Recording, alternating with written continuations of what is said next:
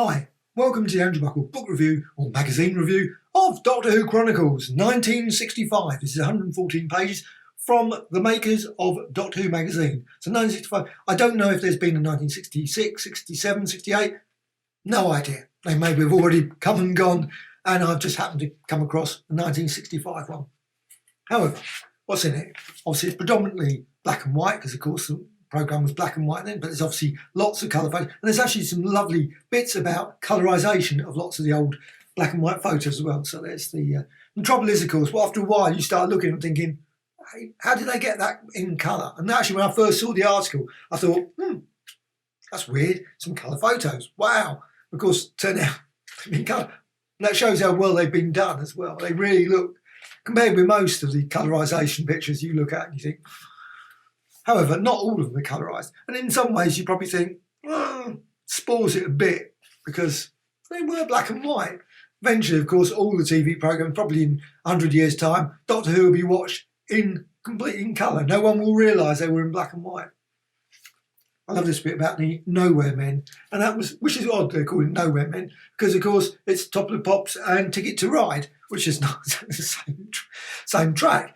But apparently it was the only surviving footage of the Beatles from Top of the Pops, which is weird. They must have appeared on loads of times. But then, of course, ITV with Ready, Steady, Go, all those sorts of things, all gone. Top of the Pops, lots of those old 60s ones, completely gone. Along, of course, with the Doctor Who's as well.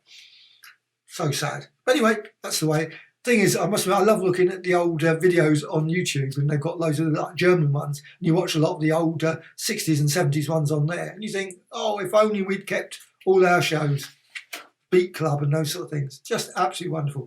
Anyway, meanwhile on Planet Earth in 1965, I don't remember much in 1965. I remember a bit of it, but it's one of those years. Remember obviously 1966 when we got to the World Cup. Remember watching that, but I must admit, most TV earlier, I make vague memories. Apparently I did watch the first Doctor Who. I do not recall a single bit of it.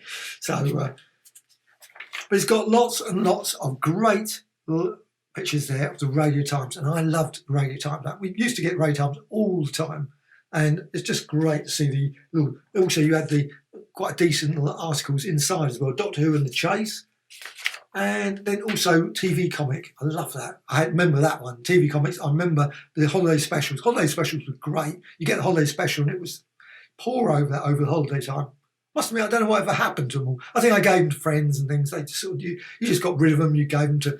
Swapped them around, and you think, I did have a copy of that, the Doctor Who and the Zarbi book, and also there's also another one. I had that copy as well. I love that one, absolutely brilliant.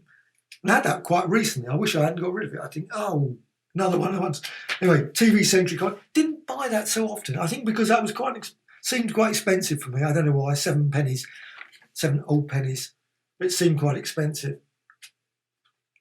And this is the thing about the Doctor Who, they've just been colorised. So instead of being black and white, they've been done, and they've been done really well. And it's just a lovely article about you look at some of these and you think, that is superb.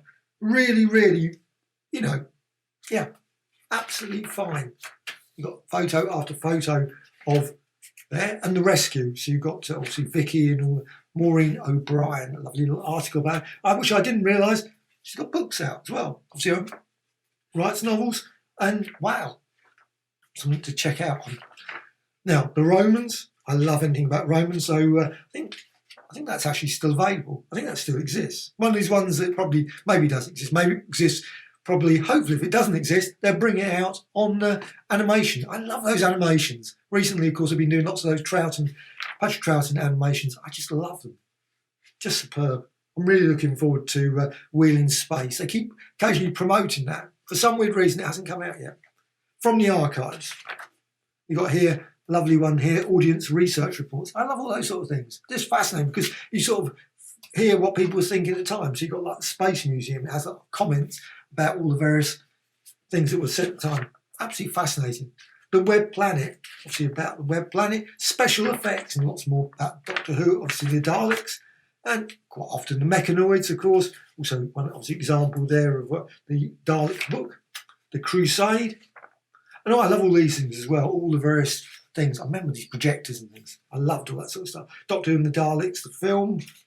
You've also got this chocolates. I don't recall the chocolates. I have to say the chocolates probably had some. I don't know. But it's certainly not familiar. And also the other games here, Dalek Rocket Gun, Astro Ray. There's lots and lots of examples. So if you're really into all these sort of old merchandise, just absolutely. Dalek Rolkins. I have no idea. Okay. Dalek Gun, I remember that. Fluid Neutralizer. Dalek Top. Spinning. Oh, I love those. Singing spinning top. Bendy toys and things. Also, of course, records as well. Space Museum. She got a little article about that. And so there weren't that many series episodes during that time. I mean, there were lots. There was about 40, I suppose. But there was not too, because they're quite long, some of these. So they go over like 6, 8, 9 episodes. And so you obviously not vast numbers like the Chase. Chase was during that period. Peter Purvis, of course. Doctor Who and the Daleks, the film. Remember going to see the that one? Maybe I did. I don't know. It's been on TV so many times since. I think Mum said that I've gone and seen it, so I assume that I had. I can't remember. First film I remember seeing was Custer, weirdly. And then 2001, which is even weirder. 2001, because I was very old and I was thinking, why would I go and see 2001 A Space Odyssey? I don't think I could have understood anything of it. Anyway, still. Close Shave, I love that with the Remington shaver there. Galaxy 4, I think that one is definitely lost. Now that would be brilliant if they animated that one.